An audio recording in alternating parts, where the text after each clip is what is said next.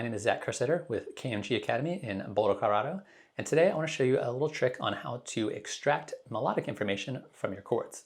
So this is something you might do if you're in a situation where you've already written a chord progression that you like, that's working for you, and you want to create a melody that goes with it and you're struggling in that case. So here's what we're going to do. We're going to take a look at some chords. Here we have a 4-bar, 4-chord progression, pretty straightforward, just F minor.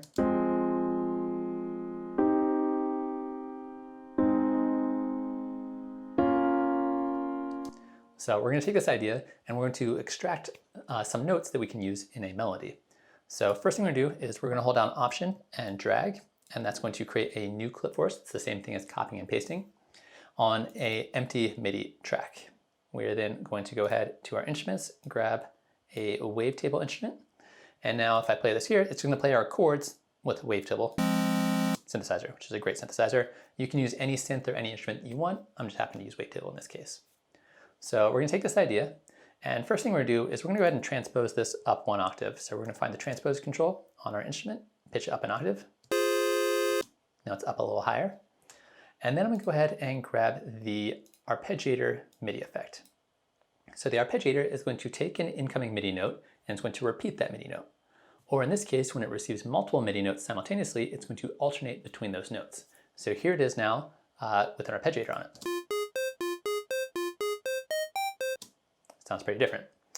We have a couple really key components to the Arpeggiator I want to take a look at. The first of which is the rate. This is going to be how fast it's going to repeat. So right now it's repeating on 1/8 notes, but we can change that all the way down to 32nd notes, or all the way down to 128th notes. But most likely you're probably not going to go faster than 32nd notes.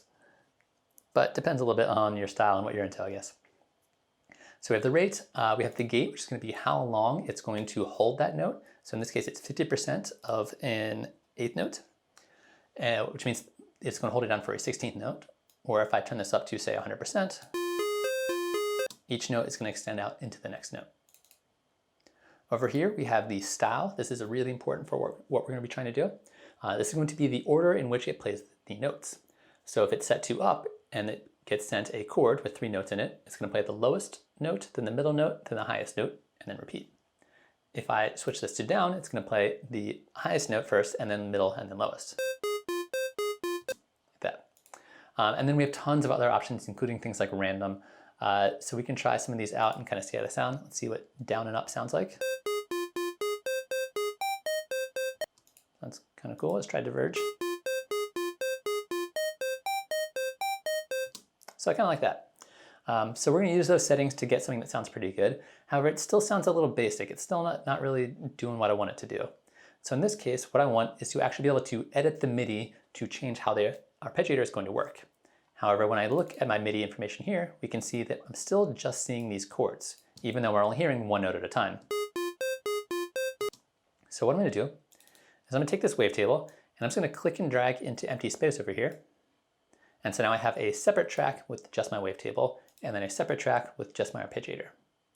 I then, within my wavetable track, I'm going to go to my inputs and output settings. If you don't see these, be sure to hit the I/O button over here on the right side of the screen. And in MIDI from, we can choose that MIDI track right here. And if I record enable this track, this will send out MIDI from this track into this track, and then I can record the pattern of my Arpeggiator. Let's take this here and let's turn the count off.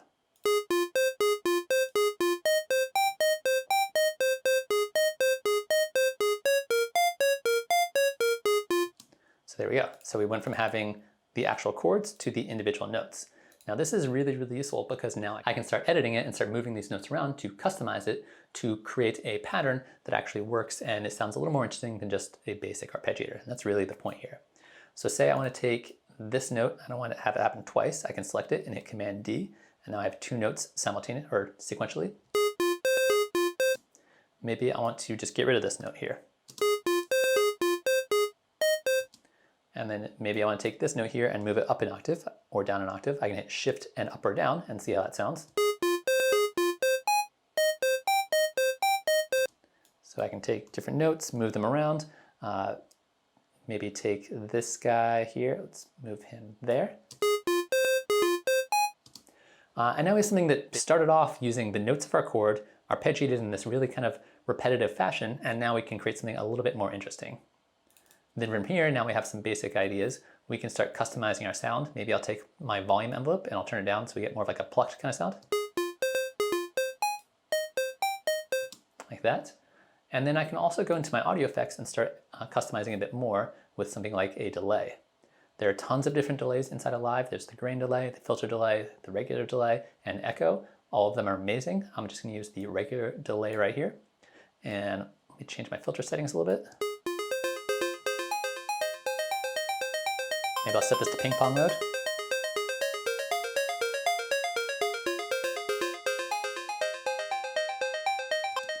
And now I can go back in here and I can start customizing and again, like moving some of these notes around. Maybe I'll take this guy, move him down an octave, and now I'm just kind of like playing around with it, trying to make it just sound a little bit more interesting than just the basic pattern.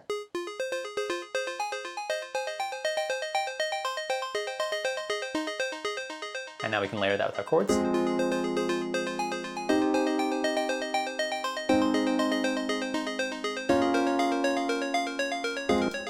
that's the idea. There are tons of options here. You could add more effects, add more layers to it, play around with those notes, but we're basically taking the arpeggiator as the core foundation for our melody, and then we're tweaking it based off of what we think sounds good. And the fun part here is there's no right or wrong way to do this. You can add in extra notes, you can delete extra notes, you can make them shorter, you can make them longer, you can pitch them up, you can pitch them down. Tons of rooms for customization to get something that actually sounds really interesting, and you can do this one bar at a time. You could focus on, say, just this one bar, customizing this, and then focusing on this bar, and then customizing this, etc., until you have something that actually works for you, that fits with your chord progression. And it should fit pretty well with your chord progression because we're using all the same notes, or at least mostly the same notes that we're using in our chords, because that's what's coming through our arpeggiator. So hopefully that's useful. Try it out, see if that makes your life a little easier if you're feeling stuck with your melodies, and keep an eye out for more videos from KMG coming real soon. Thanks for watching.